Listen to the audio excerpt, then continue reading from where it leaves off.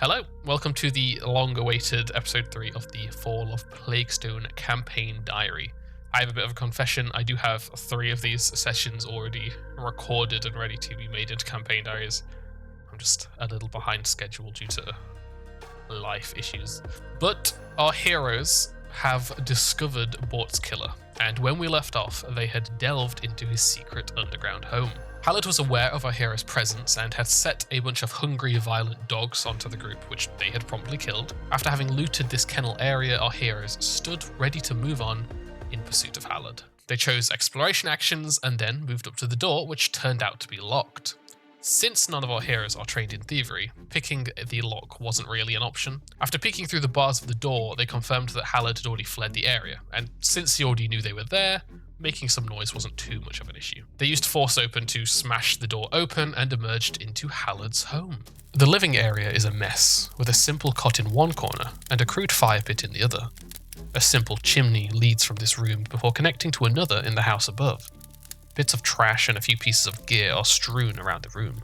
Several doorways lead into a larder, a lavatory, or deeper into the earth. They began to search the space, and Wolfram soon discovered a small lockbox beneath the bed, as well as a large amount of tools and equipment. As the lockbox was locked, they began to discuss how to open it. None of them could lockpick, so they discussed smashing it open with a hammer. Before they could take action though, I rolled some secret perception checks for them, and a success meant that they noticed that the lock was actually trapped. Interestingly, this trap will trigger regardless of whether the party can locate the key or not. It has to be disarmed first, but nobody in our group is capable of doing that. Should they find the key, which is on Hallod's person, they might still face the effects of this trap. Not having at least one person capable of thievery is a bit of an issue. Due to the unknown nature of the trap, our heroes began to worry that the trap was built to destroy the items within. They chose not to destroy the box, and for now, placed it in their bags to deal with later. They checked the larder and found nothing of worth. And then they were about to check the refuse pit, but Misha and Namari talked Wolfram out of it. That was a bit of a shame, as this room does contain a little bit of lore about the addiction Hallod has and how Villery is controlling him. I wouldn't go in there if I was you. Well, there might be something in there, okay? Yeah, bad smell and diseases. Get out of there. If you want to search it, be my guest, but I have to say I will not be joining you on this one. I think you're just too wimpy. Well, some of us have a good nose. And with that, Namari, would you like to lead our group? It seems that this group does not suffer from the completionist attitude, and they headed off into the dark cavern. After a 10-minute walk of travel, they emerged into a large chamber. The passageway opens up into a large natural chamber, the center of which is occupied by a pool of brackish water.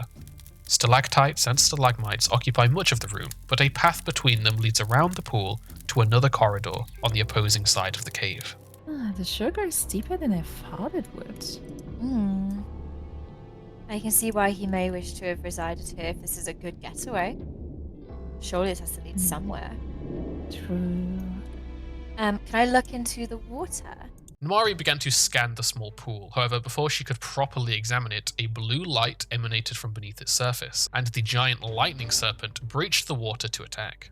Namari identified it as another elemental animal, confirmed by the sparks jolting between its fangs and the Tesla coil-tipped tail.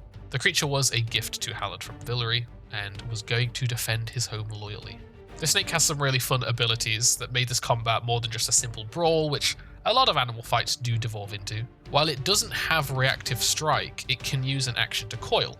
While coiled, the snake gains a 10-foot reach when it strikes, and the opportunity to use reactive strike at this increased range. Once it strikes, it loses this reach until it coils again. Once they saw this ability in action, our heroes realized that they have to be a bit more careful when it's coiled, and what actions they took when it's coiled. It was Wolfram that became the unwilling test dummy as he attempted to cast a spell 10 feet away and was bit for his troubles. The Lightning Serpent also has Lightning Rattle, which is a pretty standard line AoE of electricity damage on a D4 recharge. This is something that seems totally expected for an elemental animal to have. During the battle, the snake stayed in its pool where it would attack and then coil, ready to lash out at anybody that had triggered its reactive strike. This plan eventually became less viable as Namari marched into the water to face it in melee, while the 2 casters backed up and launched spells from a distance. I think next time I'd have some sort of hazard in the pool of water to dissuade this. Perhaps as long as the snake is in the pool, starting your turn there deals electricity damage, or maybe even stuns you on a critical failed fortitude save. Without much to hold them back though, the group quickly slayed the snake, and soon, calm returned to the cavern. Now that the water had calmed, the group saw the shimmer of shiny metal at the back of the pool. Namari dived in to try and retrieve it, and after 20 minutes of chiseling away with a hammer, she claimed the low-grade silver rapier. As Misha is using a rapier, she swapped hers with this shiny new one. I'm not sure if silver is going to be mechanically useful in this adventure though. Namari checked the snake to see if it was also struggling with its elemental affinity, as the others had been. I described the snake's fangs as burnt and cracked from the lightning, and the metal coil having been grafted on, just to reconfirm that these are not naturally occurring creatures. It seems like this one was made, not born as well. Someone is creating and then sending these poor creatures out into the wilds. That's definitely not good. I wonder for how long this has been going on. Didn't they say a few months? I just wonder that no one ever really investigated any further. I suppose they never had anyone that was willing to. True, they all seem really scared of this guy. Do you think Hallod has something to do with this? Like, he made this snake and then dropped it here in the cave? I mean, he is totally suspicious, right? So, I would say yes. But to what end? That's what we need to find out. Well, then I think we need to press on. They rested, refocused, and then continued down the cave tunnel for another 10 minutes until seeing daylight ahead. They emerged into a large cavern. The tunnel you have been traversing opens into a cave, and you can see a forest beyond the cave's mouth. The roots of a large tree block the middle of this entrance, as if the tree had grown into the hillside that has since eroded away. Beyond the tree is a large pond. A path around the water begins to one side, beneath a curtain of moss hanging from the tree. The cave itself is piled high, with 2 rows of neatly stacked crates and boxes. Stood at the far end of the cave in front of the tree was Hallod.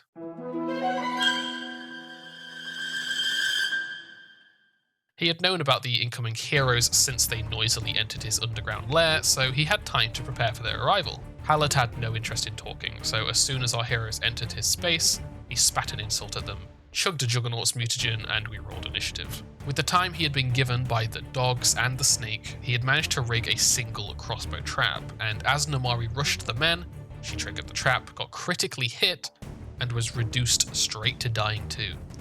This is the second time one of these traps has critically hit and one-shot one of our heroes, and since there were supposed to be 2 set up in this room, I was immediately glad that I'd removed the other one. Losing their tank in the first turn of the round was very bad for our heroes and put them on the back foot for the entire battle. To create more hatred for Hallod, I had him cackle with glee as Namari dropped and began bleeding out. Hallod took advantage of the situation and swapped to his crossbow, firing bolts at the remaining 2 heroes from a safe distance. Misha tried her best to keep Namari alive using her limited healing options, while Wolfram struggled to close the distance on Hallod. Yo-yo healing, a common strategy in 5e, is really dangerous in Pathfinder due to the wounded condition. However, as Namari got back on her feet and Hallod moved into melee, that's what began to happen. As dangerous as his crossbow had been, thanks to his actions like 1-2 move, dirty trick, and sneak attack, Hallod is actually much more dangerous in melee, and the group quickly learned that. While our heroes struggled to hurt him, he immediately returned Nari to the dying condition with another critical hit, and he manhandled Misha by repositioning her by the scruff of her neck. I'm not sure why, but it feels especially disrespectful to take advantage of bodily features only animalistic races have, like grabbing a catfolk by the scruff of the neck or tugging on a lizardfolk's tail. Misha made great use of her lingering composition and courageous anthem spells to give the party some much needed buffs, and they wounded Hallod enough to make him back up. Namari, who was awake again thanks to some potions, threw an alchemist's fire at Hallod, which burnt him and set him on fire. With some chip damage now in effect, they tried to push the offensive. Hallod was still a dangerous threat though, and Namari was reduced to dying a 3rd time and started at dying 3. This next round would be especially important for her survival. The entire group was either dying or near death. Misha rebuffed the group with Courageous Anthem and cut at Hallod, but he remained standing. As it came to Wolfram's turn, there was some discussion about what he should do. He was struggling to decide between repositioning Namari to safety or risking it all on an attack against Hallod and hopefully killing him. This discussion lasted a while due to how tense this situation was, but eventually he decided to risk going for an all-in attack and used Spell Strike to add the Ignition spell to his attack. The strike landed and the damage was good. Wolfram Describe how you kill Hallod. Yay!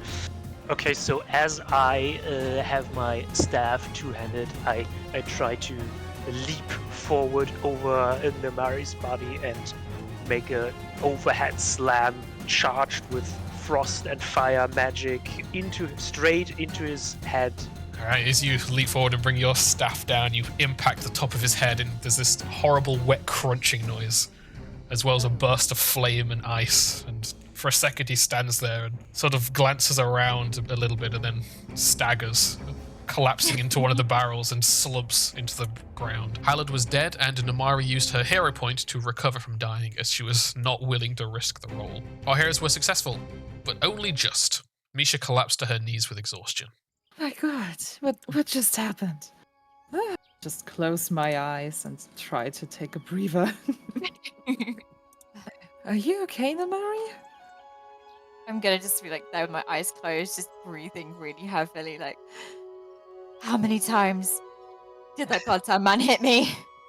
Are you okay? I'm so sorry, I couldn't help.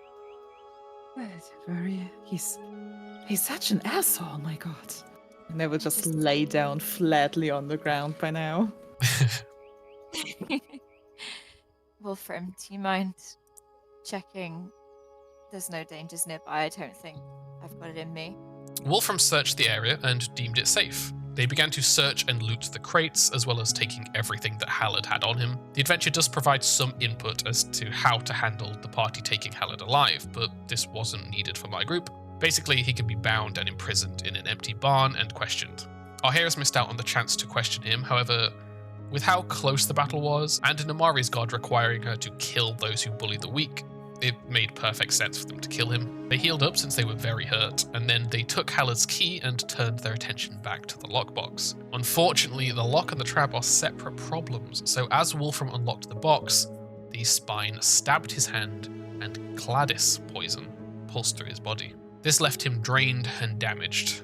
Regardless, the lockbox was now open. They found a batch of 14 receipts from Bort and a bunch of gold, as well as a crude map detailing a path to something labeled as a drop point. This is where he kept transactions in, like the gold and the receipts, and this looks to be from Bort. What? No. How? No. That doesn't make any sense. What would he even deal with him?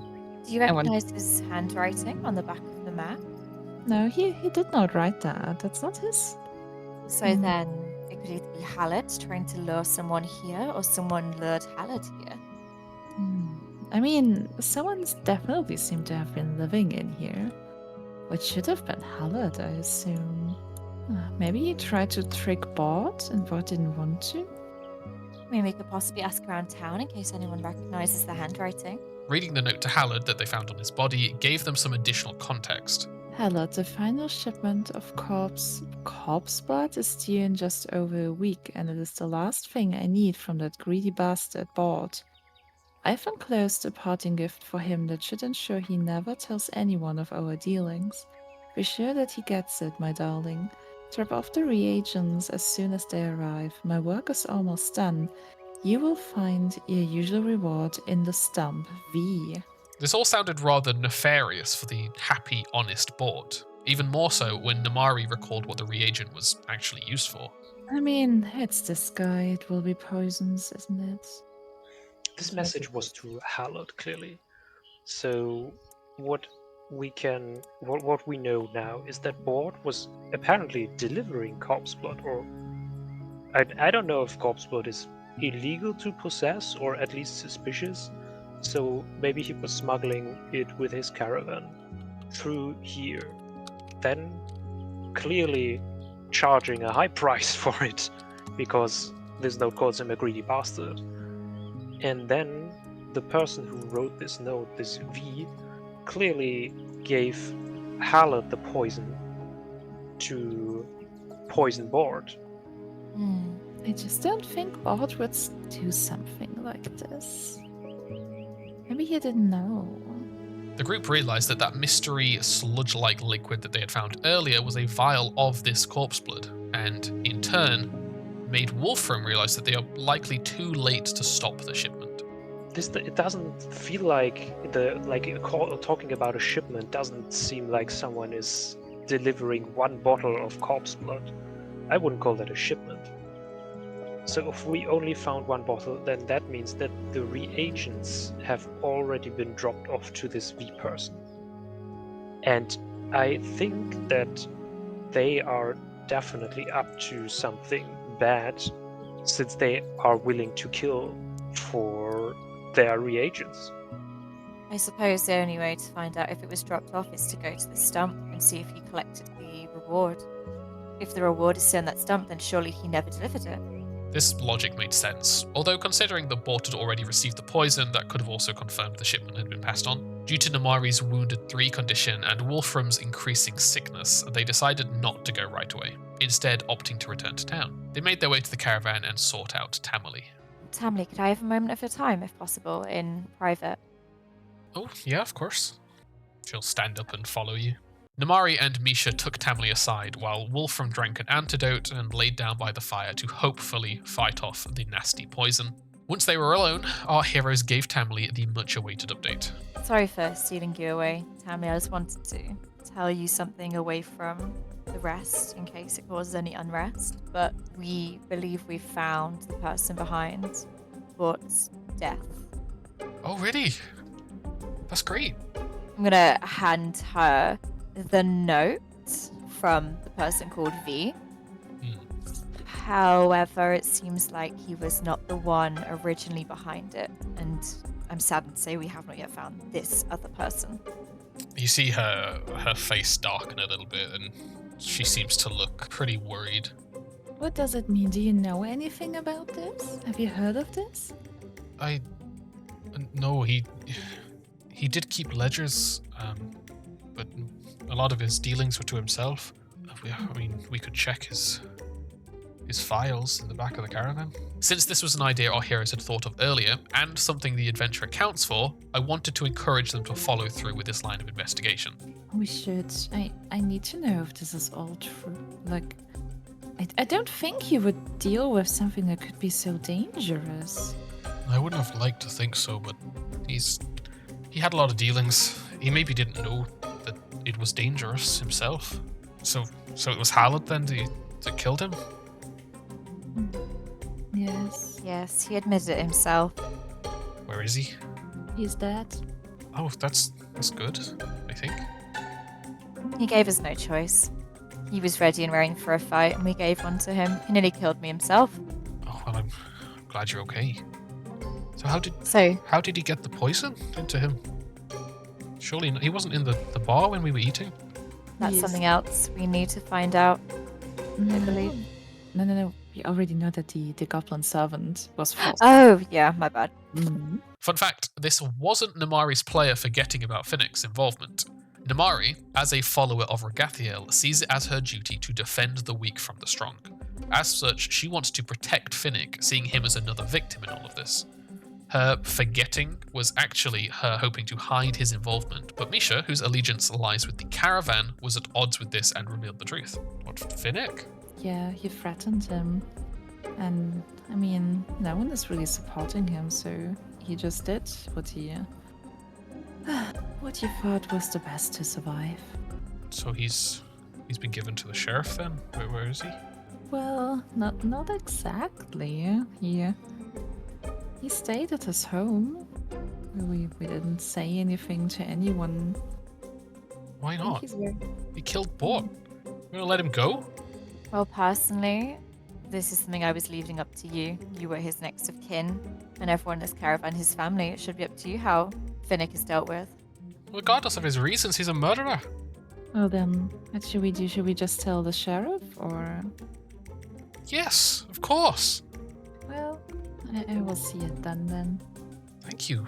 I have to say, in the moment, our main priority was a person that is known to be the dangerous one, and I believe we made the right decision to go after him instead of turning the goblin in that moment. So I'd appreciate if you didn't take this tone with me. I understand you're upset, but he is not a threat without motive. And the person who was threatening him is now gone. So I think he'll be more willing to come forward. Well, I hope you're right. I'm sorry if I sound annoyed, but he killed more Bort. It's unfortunate, but being a victim doesn't excuse you of murder. No, I'm not saying it does. I'm just saying that we made the choice to go after the actual threat at the time.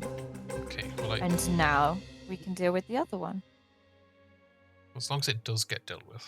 I wanted to encourage some moral conflict in the group by pushing Misha towards one outcome while letting Mimari keep her own beliefs.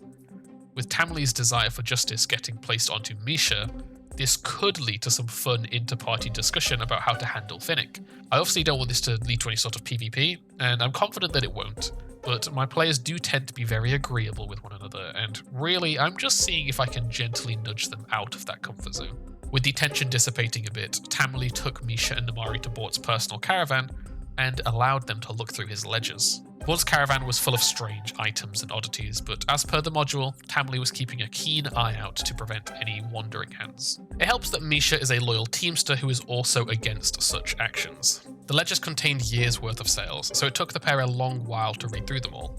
As they did, Wolfram's condition worsened until he was on death's door, a mere handful of hit points away from death. Luckily for him, the poison had reached its 4-hour duration, and he fought it off. Joining the girls, they explained their findings. In the last decade, Bort has been to Etron's Folly 22 times. 5 years ago, he started making deliveries labelled reagents to somebody named H.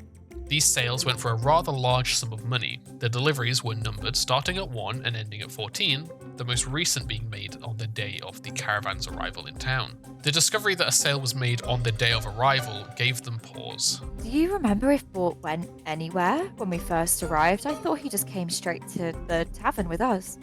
I think so too. I don't think we were separated, which then means he has someone else doing the things for him. Or somebody came and collected it from the caravan, perhaps? Or unless he slipped it to Hallod in the tavern. It could also be, yeah.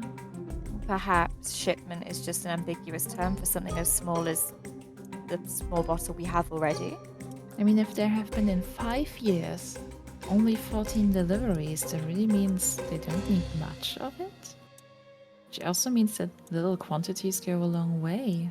Some of this confusion is actually my fault. Not that I would let my players know that. I'd missed a small line of text that says Bort does a short trip around town to conduct some business. And since Hallod is supposed to be in the tavern when they arrive, I had assumed that the deal was indeed some sort of subtle handoff. Regardless, because of how ambiguous I had left it, there wasn't a clear moment in which the trade could have happened. But that also kind of worked in my favour because it meant it was easy to shift it into being this subtle trade. They discussed the logistics of the dealings for a little while longer, and then they began to prepare to arrest Finnick. I don't know, I can go to Finnick alone if you want to, if you're tired by now. I'm feeling okay, and personally I want somebody there who, don't take offense, but is not emotionally invested in this, as you and the others are. I want to make sure he's treated fairly. Fair enough, fair enough. They thanked Tamli and then set off to where they had left Finnick. Now, I had thought long and hard about Finnick's fate since they had left him. Either he was going to wait for the group to return, or he was going to flee. For the sake of giving the story an extra dimension, I decided that if Finnick would kill a man out of fear and self-preservation, he'd certainly be willing to flee from justice for the same reasons. So, when our heroes arrived back at the collapsed house, Finnick had fled. I thought I could kill 2 birds with 1 stone, so I had Finnick relocate to the destroyed manor on Etron's Hill. This means if they learn about the town history and they come here to explore, they'll also be rewarded with another Finnick encounter. Our heroes tried to search for the missing goblin, but there were no clear signs except that he had headed towards town. Did he maybe just walk back to the tavern? I mean, they did say he usually always comes to work. Do you really think he would come back after what he's done? Where else would he go? Perhaps he's found another hidey hole. Maybe, but there's no way other than trying to find out, right? Let's go. Yeah.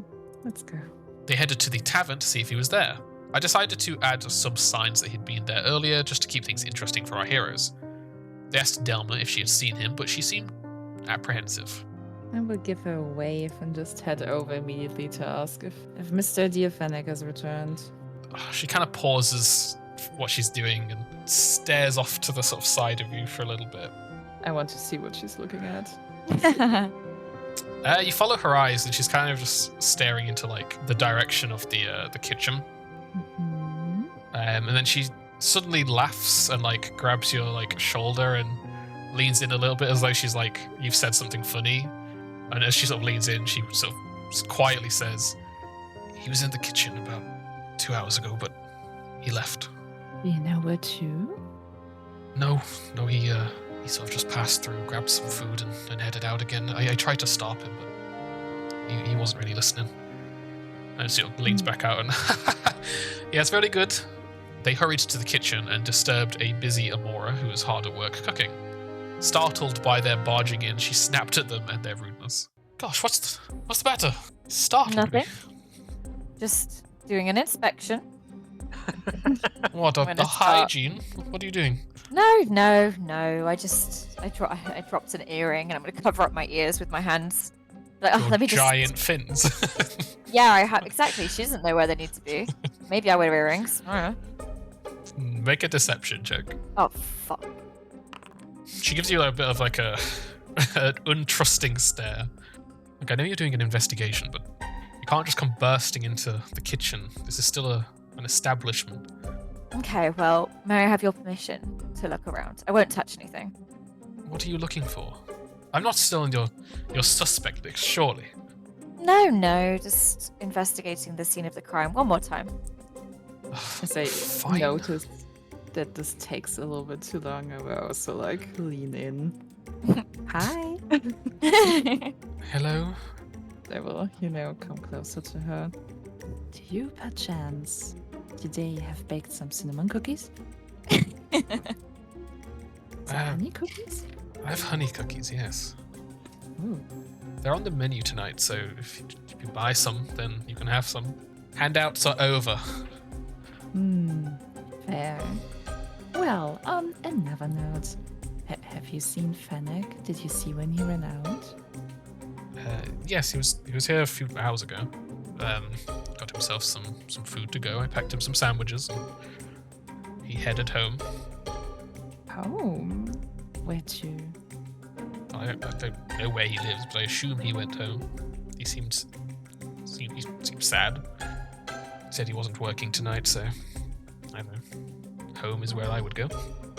I see, okay. Amora frustratedly waited for Namari to finish her search of the kitchen. She found nobody hiding, so awkwardly left the room. Okay. Well, I'll admit, in this one time, my instincts are wrong. I'm sorry.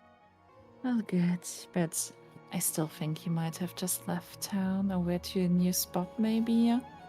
Don't think you will be just coming back, right? No, and if you ask me, I think that's for the best. He's not intentionally going to hurt anyone. He's not a threat. He didn't have any other way out, and there was no one there to protect him.